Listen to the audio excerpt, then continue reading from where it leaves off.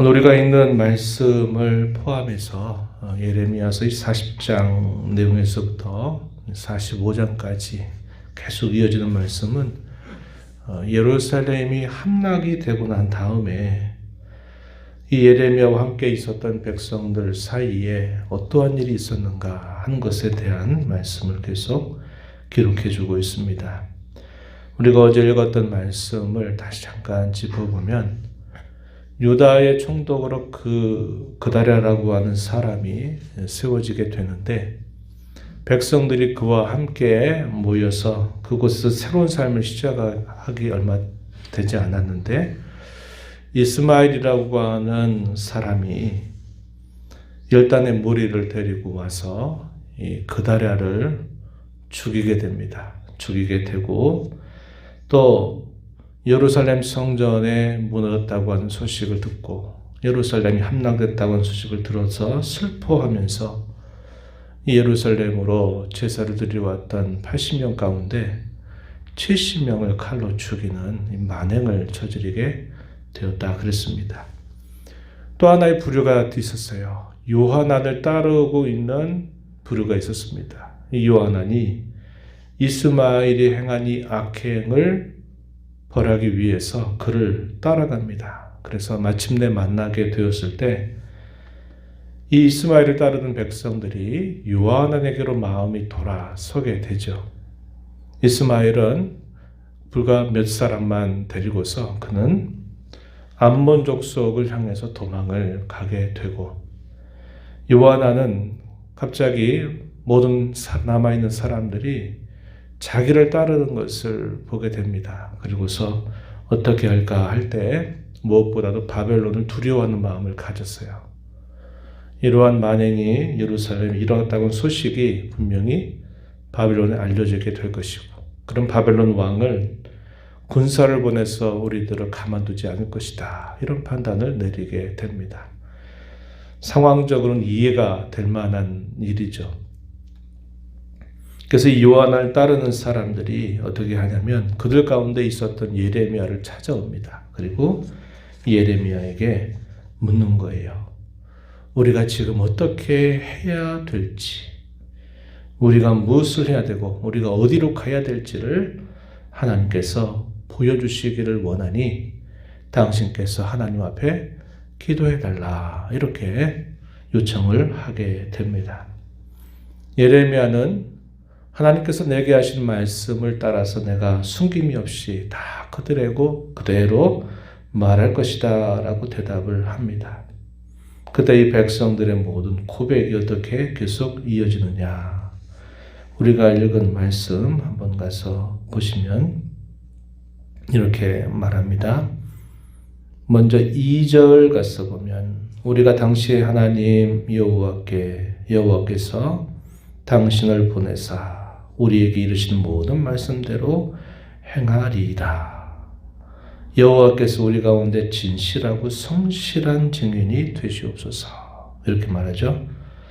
6절 가서 또 보시면 이렇게 말합니다. 우리가 당신을 우리 하나님 여호와께 보내면 그의 목소리가 우리에게 좋든지 좋지 않든지를 막론하고 순종하려 함이라.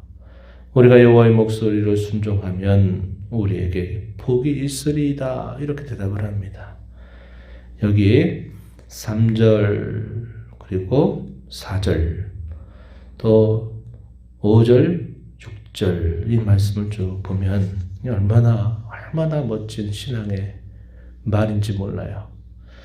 여러 차례를 반복하면서 하나님께서 어떤 말씀을 하시든지 우리는 듣고 따르겠습니다. 듣고 따르는 것이 결국은 우리에게 복이 될 줄 압니다. 하나님께서 우리에게 성실한 증인이 되실 것입니다. 얼마나 이 표현들이 아름답고 신앙적인 말인지 몰라요. 그런데 이렇게 요청을 하고 나서 10일이 지납니다. 예레미야는 10일 동안 하나님 앞에 이런 문제를 가지고 간절하게 기도를 올렸어요. 그리고 그렇게 말하는 그 백성들과 요한안의 말을 예레미야는 의심하지 않았을 것입니다. 그리고 그는 기도를 올렸어요. 그리고 10일이 지나고 난 다음에 이제 예레미야가 이들에게 찾아갑니다. 하나님께서 이렇게 말씀하셨다라고 말하는데 두 가지의 조건이 말해집니다. 10절부터 12절 내용에서는 어떤 내용이냐면 이 땅에 그대로 눌러 앉아 거하게 된다면 하나님께서 세워주신다 말씀하셨다. 헐지 아니하겠다고 약속하셨다. 그들을 심고 뽑지 아니하겠다라고 하나님께서 말씀하셨다고 대답합니다. 순종하는 것이 곧 살 길이다라는 사실을 강조하면서 바벨론 왕을 겁내지 말라, 두려워하지 말라라고 대답합니다. 하나님께서 그들과 함께 여전히 계셔서 그들을 구원하고 이 바벨론의 손에서 건져주실 것이니 두려워하지 말라라고 말씀하셨다라고 전합니다. 또 하나의 조건은 13절부터 17절 내용인데 반대의 경우입니다. 만약에 이 땅을 떠나겠다, 애굽 땅으로 들어가겠다라고 한다면 잘못될 것입니다. 라고 대답을 합니다. 13절 하반절 한번 보시면 13절 하반절에 우리는 이 땅에 살지 아니하리라 하며 또 너희가 말하기를 아니라 우리는 전쟁도 보이지 아니하며 나팔 소리도 들리지 아니하며 양식의 궁핍도 당하지 아니하는 애굽 땅으로 들어가 살리라 하면 잘못되리라 이렇게 말합니다. 애굽 땅으로 만약에 가고자 한다면 잘못될 텐데 어떻게 될 것인가 말하기를 16절 17절 보면은 칼이 따라가서 미칠 것이다. 기근이 따라가서 임할 것이다. 전염병에 죽게 될 것이다. 라고 하나님이 응답하셨다고 대답을 하면서 떠나지 말 것을 그들에게 이야기를 하게 된 겁니다. 이들의 생각은 어떤 생각에 젖어 있냐면 이 땅에 계속적으로 이러한 사람을 죽이고 죽이는 일들이 있게 되니 이 땅을 떠나게 된다면 평온한 땅으로 거기 가게 된다면 우리가 더 이상 이런 일들로 인해서 신경 쓰고 괴로워하고 아파할 일이 없을 것이다. 이런 생각을 할 수 있는 겁니다. 그래서 애굽 땅으로 가겠다. 이런 생각을 할 수 있다는 것이죠. 그러나 역사적으로 애굽 땅은 어떤 나라입니까?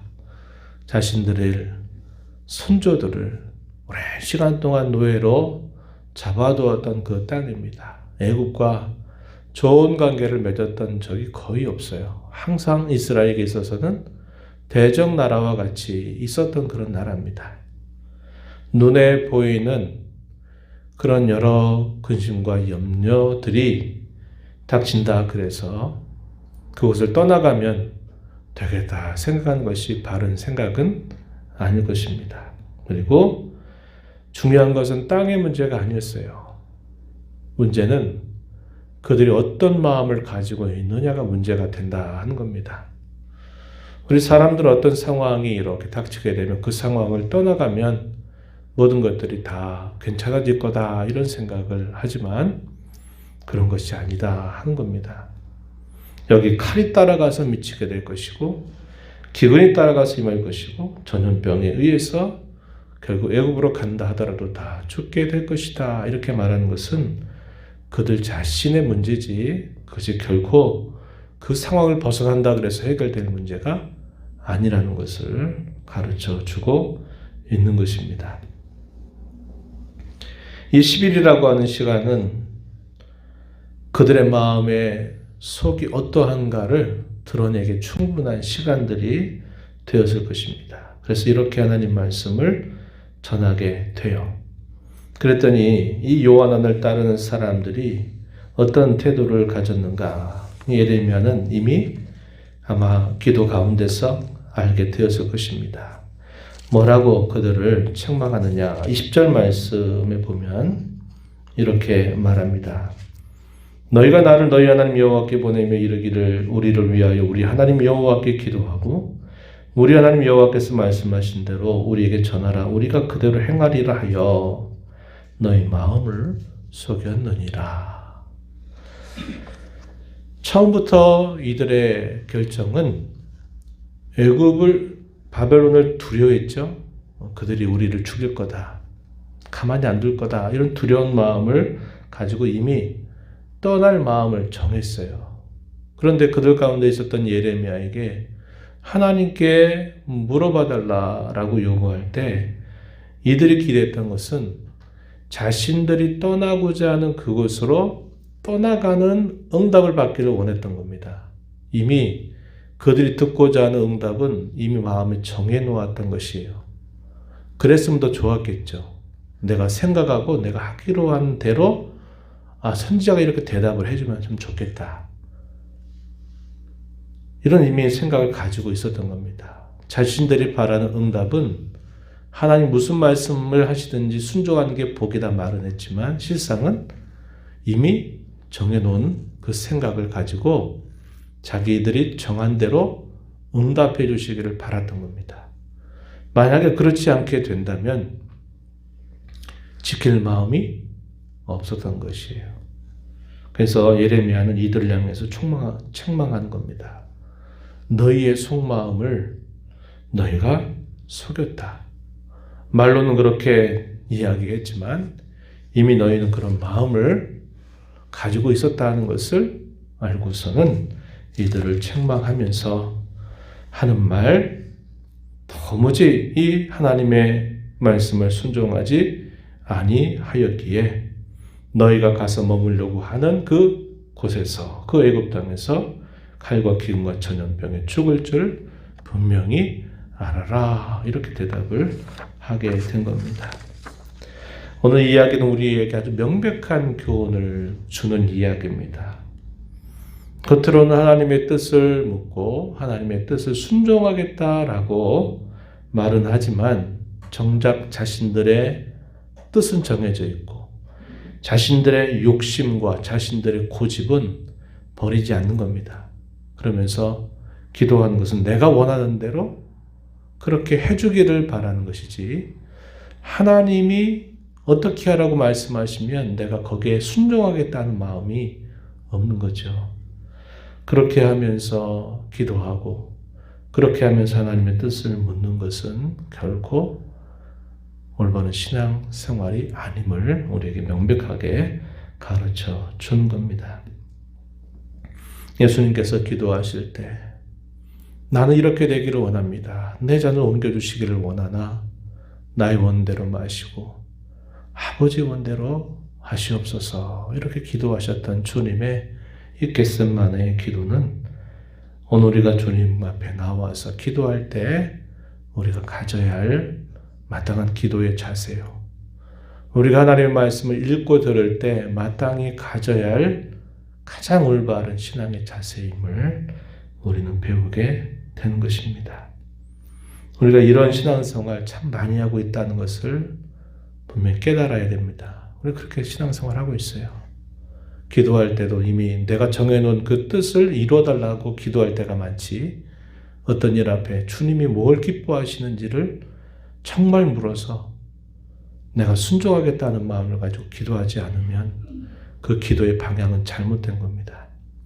하나님의 말씀을 듣고 읽을 때에도 오늘 이 말씀을 통해서 하나님이 내가 어떻게 하기를 원하실까를 깨닫고 듣고 순종할 마음을 갖고 말씀을 듣고 읽고 해야지 이미 내가 하고자 하는 것들을 다 정해놓은 다음에 하나님이 어떤 말씀을 하시든지 내가 원하는 쪽으로 말씀이 주어지면 오케이, 좋다고 하면서 그렇지 않으면 순종할 마음을 갖지 않는다면요. 이건 역시 바른 신앙의 방향이 아님을 우리가 배우게 되는 것입니다. 오늘 하나님 앞에서 나도 이런 마음 가지고 신앙생활 하고 있는 것은 아닌지 한번 되돌아보고 우리 마음을 정직하고 진실하게 하나님 앞에 돌아보아서 하나님의 뜻이 뭔가를 묻고 또 그 뜻에 순종하기 위해서 간절하게 기도하면서 우리가 하나님을 섬겨가는 그런 신앙생활이 되어야 하겠습니다. 이런 말씀을 교훈을 마음 새긴 자로 이 하루 우리 남은 삶을 살아가는 저와 여러분 모두가 되기를 진심으로 바랍니다. 하나님 아버지, 이 새벽 시간에도 저희들을 깨워주셔서 이 새벽을 깨우며 주 앞에 나와서 찬양을 드리며 오늘도 앞서 행하시면서 저희에게 들려주시는 말씀을 듣게 하시니 감사합니다. 겉으로는 하나님께서 우리가 보기에 좋든지 우리가 보기에 좋지 않든지 어떤 말씀을 하시든지 우리는 하나님의 뜻을 따르겠다고, 따르는 것이 결국은 우리에게 복이 된다라고 이렇게 멋지고 아름다운 고백을 가지고 기도를 요청했지만, 그러나 정작 그들의 속마음은 이미 자기들의 뜻과 자기들의 생각을 정해놓은 그런 모습으로 그렇게 예레미야에게 기도를 요청했던 당시 백성들의 모습을 보았습니다. 오늘 저희가 하나님을 섬겨가면서도 우리 자신이 그런 신앙생활을 하고 있지 않는지를 이 말씀의 거울 앞에서 깊이 돌아보게 하시고 저희를 깨닫게 하여 주셔서 저희가 하나님의 말씀을 읽거나 들을 때, 저희가 하나님 앞에 간절한 마음으로 기도를 올릴 때 내 생각과 내 뜻과 내 정한 뜻을 앞세우고 그것을 이루어달라고 기도하고 나아가기보다는 하나님이 진심으로 기뻐하시는 일들을 잘 듣고 분별해서 행하기를 힘써 기도하고 또 힘써 행하는 저희들의 참 신앙의 모습으로 새로워지게 되기를 간절히 바라옵나이다. 은혜의 보호자 변화와 아버지 은혜를 구하는 모든 심령들의 간구를 기울여 주시고 응답해 주시기를 바라며 예수님 이름으로 기도하옵나이다. 아멘.